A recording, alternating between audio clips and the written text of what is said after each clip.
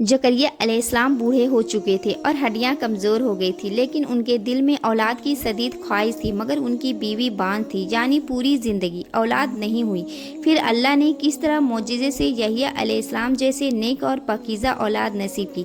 ये उस वक्त की बात है जब हज़रत जकरिया अलैहिस्सलाम बैतुल मक़दिस की मस्जिद के निगहबान और इमाम थे। उन्हें बहुत फिक्र थी मरने के बाद अल्लाह की इबादत और दिन का काम कौन संभालेगा, क्योंकि उनकी बीवी बूढ़ी और बांझ थी। एक दिन वो मेहराब में तन्हाई में खड़े होकर दुआ कर रहे थे।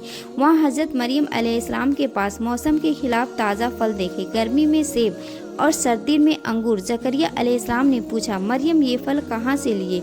फलों का अभी मौसम नहीं है। हज़रत मरियम ने मुस्कुराकर कहा, अल्लाह की तरफ से है। अल्लाह जिसे चाहे बेहिसाब रिज़्क़ देता है। ये देखकर जकरिया अलैहिस्सलाम के दिल में उम्मीद जाग उठी। उन्होंने फ़ौरन अल्लाह के सामने हाथ उठाए और रो रो कर दुआ मांगे, ऐ मेरे रब, मेरी हड्डियाँ कमज़ोर हो गई हैं, बाल सफ़ेद हो गए हैं, तेरी बरगाह में कभी खाली हाथ नहीं लौटा। मेरी बीवी बांझ है, मुझे डर है मेरे बाद कोई नेक वारिस ना हो। ए अल्लाह, मुझे अपनी तरफ से पाकीज़ा और नेक बेटा अता फरमा। दुआ मांग ही रहे थे कि अचानक फरिश्ता आया और खुशखबरी सुनाई, ए जकरिया, अल्लाह तुझे बेटे का बसारत देता है जिसका नाम यहया होगा। इससे पहले ये नाम किसी को नहीं रखा गया।